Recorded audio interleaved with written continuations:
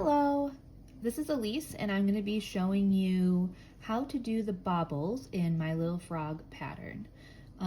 Now if you are on round 4 and you're watching this to be able to do the two bobbles for the eyes, those are bobble 3 or BO3 in the pattern.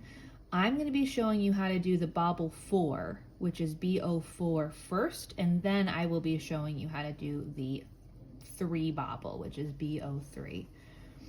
Okay, so if you're on round 11, we're going to be doing that now. Again, if you are on round 4, just hang on a second. I will show you how to do that in just a minute.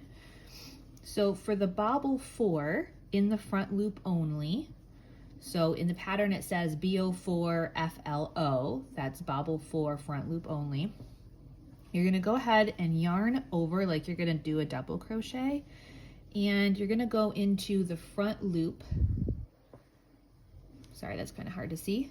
You're going to go into the front loop right here, yarn over, and you're just going to go through the first 2 loops, okay? And you're just going to repeat that 3 more times. So this is 2, I'm sorry, that's a repeat 1,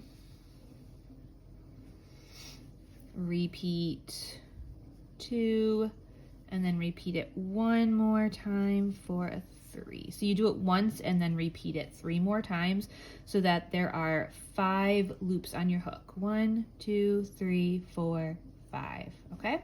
Then you yarn over and pull through all the loops like so. Okay. Now, once you've got your bobble, it's a little tricky to get into the next stitch sometimes. So just make sure that you're kind of pulling the bobble out of the way to make sure you can see the very next stitch.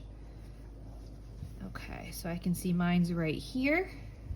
So I'm going to go ahead and do a single crochet. Okay, and then I like to push it through so that it's bobbling the right way.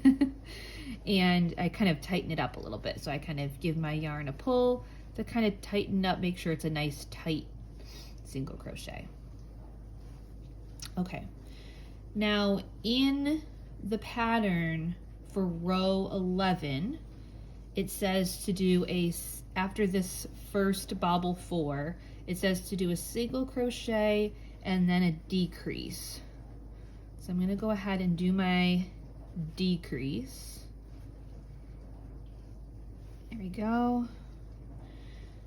And then it says to bobble 3, which is the same kind of bobble that the eyes are. Okay, so I'm going to now show you how to do the bobble 3, which, like I said, is the same bobble as the eyes. Now for this bobble, you're going to don't have to worry about front loop only. You're going to go through both the loops in the stitch, okay? So don't worry about front loop only for this one. You're going to go ahead and yarn over, okay? Go into your stitch, both loops, yarn over, pull up your loop, and you should have 3 on there. Yarn over and pull through 2. Okay, this time you're just going to repeat that 2 times. Okay, so you do it once, repeat 2 times. So 1, 2. Okay, so now you have 4 loops on your hook. Yarn over, pull through. Okay, so again, you're going to make sure you can see where your next stitch is. You're going to go in and it says to do 3 single crochet. All right, I'm going to push my bobble out, tighten it up a bit. Okay, now remember that was 1 single crochet. It might, when you go to count your stitches, it might get a little hidden behind your bobble. So just make sure you know that it's a bobble and then a single crochet immediately after. Okay, so 1, 2, 3. Okay, now you're going to bobble 3 again. Okay, so remember, we're not doing front loop only for this one. We're going to go in to the entire stitch. Pull up a loop, yarn over, pull through 2, and then repeat that 2 times. 1, 2. yarn over and pull through all those stitches. Find your next stitch, and it's going to be a single crochet and a decrease. Okay, so we're pushing our bobble, tightening it up. I know that tightening part can be a little tricky with chenille yarn, so just be careful. You don't want to break your yarn. Also, chenille yarn can kind of get stuck, so just do the best you can. Sometimes the fuzzies get stuck. And then you're going to do your, so I did my single crochet, going to do your decrease. There we go. Okay, now we're doing the bobble for front loop only again, okay?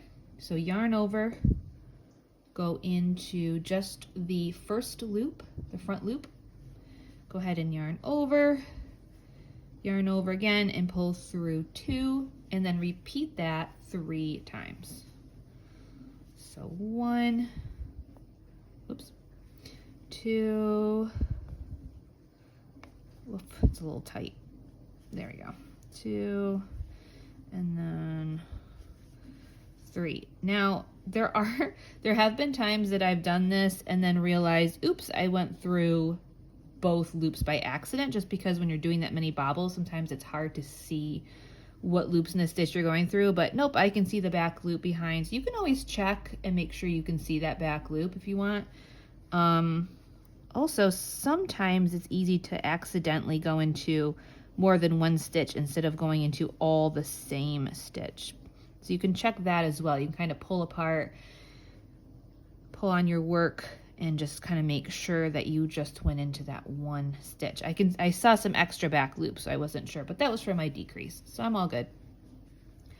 Yarn over and pull through all those loops. There should be 5. And then we've got 2 single crochet coming up. So we've got 1. Go ahead and poke that through, give it a tug. Straighten out my yarn. Okay, so we've got 2 single crochets, 1, 2, make sure they're in there. You can see that bobble kind of covers up that 1 single crochet, so pull it back. You've got 2 in there now. And we're going to do a decrease. Okay, and then we're going to do that again. 2 single crochet and then a decrease. I'll just finish up that round 11 with you. Oops, it's a little tight again. There we go. Okay, another 2 single crochet and a decrease. Come